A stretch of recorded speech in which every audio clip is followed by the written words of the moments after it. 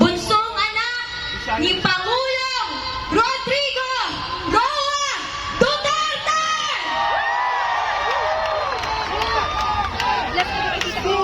Una sa lahat, lubos na nagpapasalamat ako sa patuloy niyong pagmamahal at pagsuporta kay PRRD, sa amin na pamilya niya, at sa Duterte!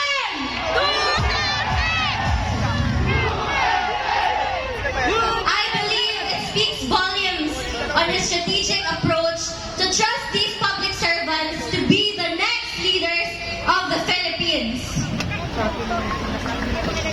I would like to thank you, the Duterte, for your unwavering loyalty, not just to my father, but to the Filipino people.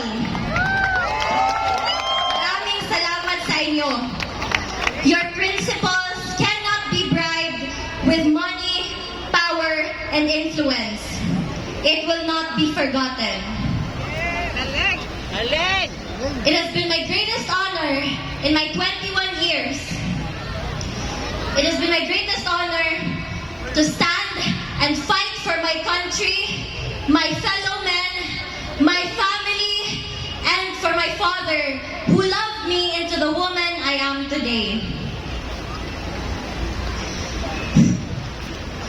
Bago siya kinuha sa akin, the night before it happened, magkatabi pa kaming natulog. I asked him, Dada, what's gonna happen to you?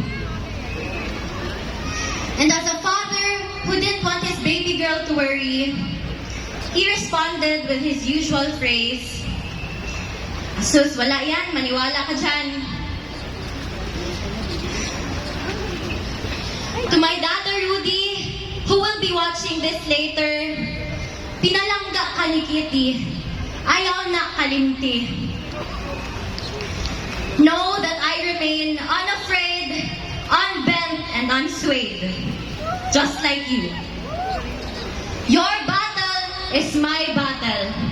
Mabuhay ka at mabuhay ang Pilipinas!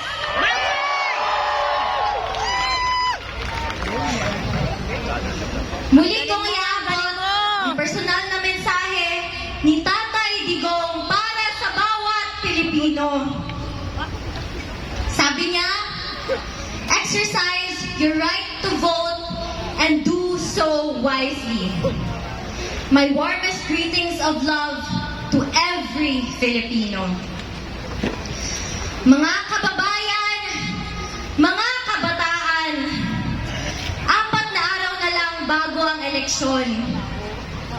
Huwag niyong ipagbili ang inyong mga boto.